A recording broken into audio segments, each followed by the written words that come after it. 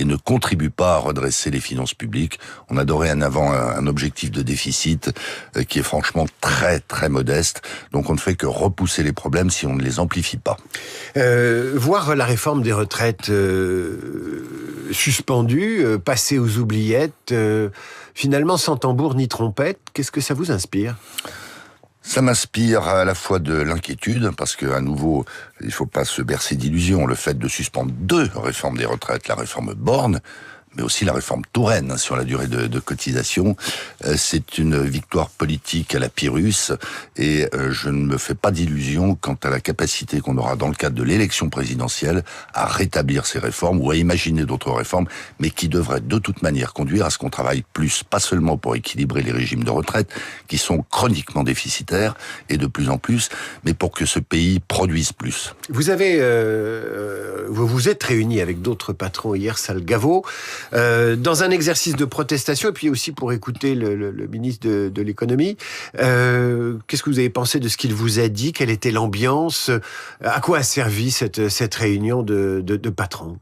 C'était pas un concert de protestation, en tout cas pas de ma part. C'était pas un concert de louanges non plus. Non, c'était pas un concert de louanges. Non, on se désespère que la voix des entrepreneurs, qui quand même contribuent essentiellement à la bonne marche du pays et ont une cote de popularité record, que cette voix ne soit pas mieux prise en compte par nos politiques, qui sont dans un autre contexte, dans une autre logique. Mais on a la prétention de considérer que notre point de vue devrait être déterminant, parce qu'on s'inscrit dans le temps long. L'entreprise reste le seul lieu de cohésion sociale dans le pays. Je le redis, elle a une image que comme jamais elle n'en a eu, positive.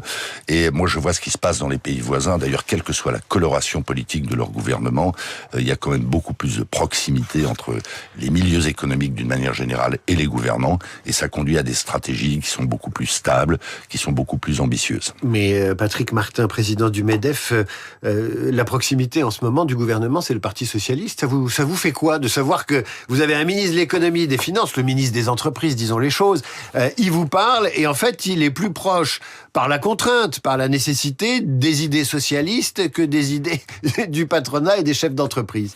Et je me permets d'ajouter des socialistes d'aujourd'hui. Parce que moi je n'oublie pas que la politique dite de l'offre a été initiée par François Hollande. Après quelques années d'égarement, si je peux me permettre respectueusement à son égard ce qualificatif. On a maintenant des socialistes qui sont revenus à leur vieux démon. Et qui font complètement abstraction d'un contexte international qui, depuis lors d'ailleurs, depuis le quinquennat de François Hollande, s'est terriblement durci.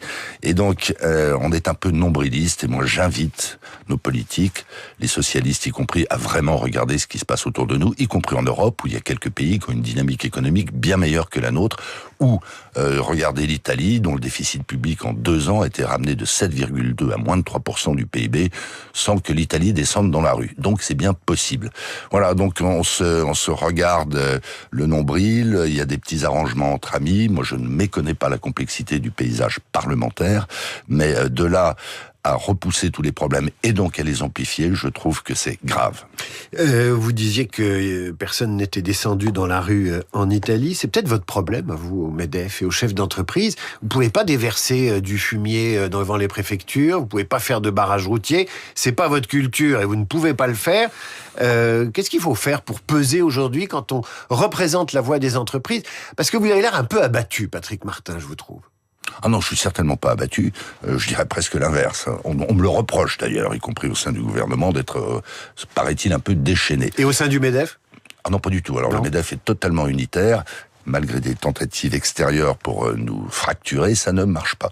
Toutes les décisions que je porte au titre du MEDEF sont adoptées à l'unanimité par nos instances.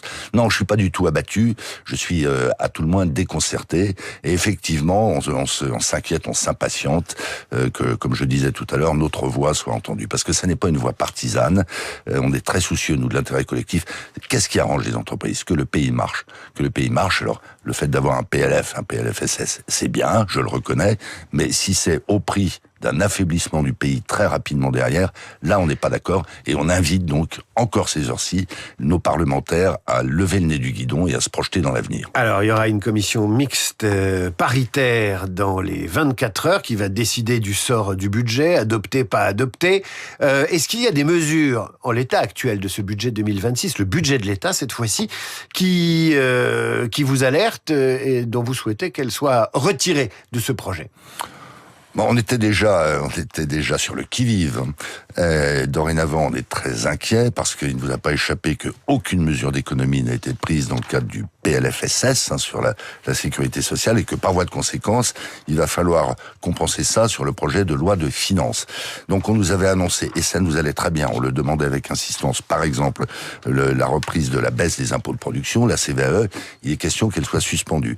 Il n'est pas exclu que, alors que d'ores et déjà 3 milliards 100 millions d'euros d'allègement de charges sociales indispensables à notre compétitivité et à l'emploi vont nous être retirés, que ça aille au-delà. Il n'est pas exclu que la surtaxe d'IS, qui est une folie, elle touche des entreprises qui sont très mobiles internationalement, que cette surtaxe d'IS non seulement soit maintenue contrairement à l'engagement formel, officiel du gouvernement, que cette surtaxe soit non seulement maintenue mais augmentée, tout ça mis bout à bout nous rend très inquiets. Alors on nous oppose des chiffres de croissance qui ne sont pas si mauvais. Merci les entreprises, parce que ce sont les entreprises essentiellement qui font la croissance. Mais l'économie, ce sont des données lourdes, ce sont des données longues. Ce qu'on est en train de recueillir aujourd'hui, c'est le fruit de cette politique de l'offre qu'on a saluée et que je salue encore ostensiblement. La croissance est meilleure. La croissance est meilleure que prévu, Patrick Martin, chiffre de l'INSEE, vous venez de le souligner. On pourrait vous dire, alors de quoi vous plaignez-vous ? C'est ce que je viens de dire. Ce sont des tendances lourdes. Les chefs d'entreprise ne décident pas ou ne suspendent pas un investissement du jour au lendemain. Ils prennent en compte des fondamentaux. On est en train de fragiliser les fondamentaux de l'économie française et du pays d'une manière générale, notamment avec la suspension de ces réformes des retraites. Mais je pourrais citer également la reculade du gouvernement sur une autre composante essentielle du taux d'emploi à la fin. C'est-à-dire sa reculade sur une lettre de cadrage posée par François Bayrou et qui conduisait à ce qu'on renforce encore les règles d'indemnisation du chômage pour inciter les chômeurs à venir travailler pour ceux qui sont en capacité de le faire. Et donc on envoie des signaux terribles, en tout cas des contre-signaux, parce que ce qu'il faut à la France, c'est de l'investissement. On est en train de dissuader l'investissement avec toutes ces mesures fiscales et l'épargne. Et puis par ailleurs, il faut encourager le travail. On a un taux d'emploi en France qui est anormalement faible, tout le monde en convient. Les jeunes et les seniors.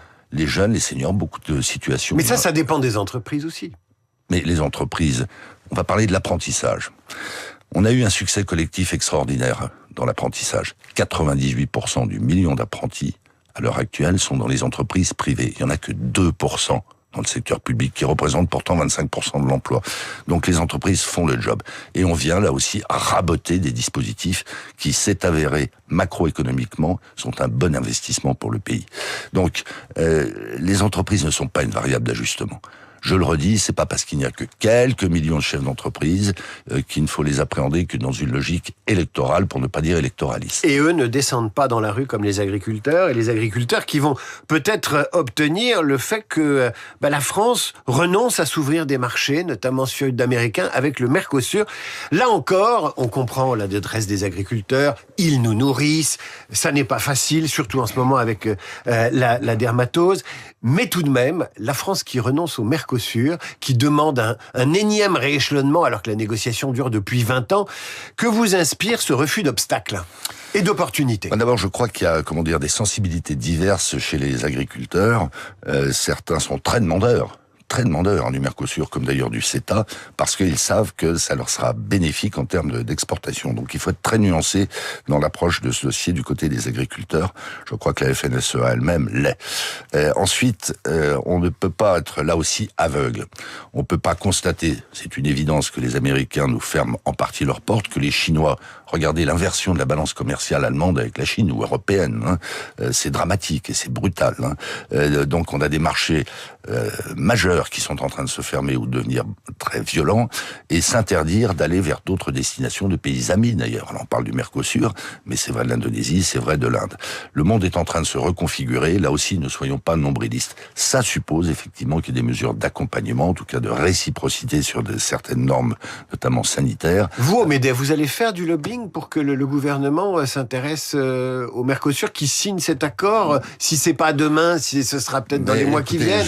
Vous militez pour ça ou vous laissez faire? Ah, mais écoutez, je crois l'avoir déjà dit, je crois l'avoir déjà fait. J'ai par exemple, je l'assume totalement, signé une tribune avec mon homologue brésilien, qui a été publiée dans le plus grand quotidien brésilien et en France également. Mais ça fait partie de tous ces sujets qui sont totalement biaisés, idéologisés, instrumentalisés sur un plan politique. C'est comme la politique énergétique. On ne peut plus, dans ce pays, avoir de débats sereins, respectueux et raisonnables. Eh bien, nous, on veut contribuer à un débat serein, respectueux et raisonnable, que ce soit sur les accords de libre-échange, que ce soit sur l'énergie, que ce soit sur la fiscalité. Ce pays est en train de partir dans des délires, et on ne peut plus avoir d'échanges et donc de conclusions sensées et qui nous permettent de nous projeter dans l'avenir. Le MEDEF, lui, se projette dans l'avenir. On vous entendra l'année prochaine, Patrick Martin. D'ici là, joyeuses fêtes. Et merci d'être venu parler aux auditeurs de Radio Classique.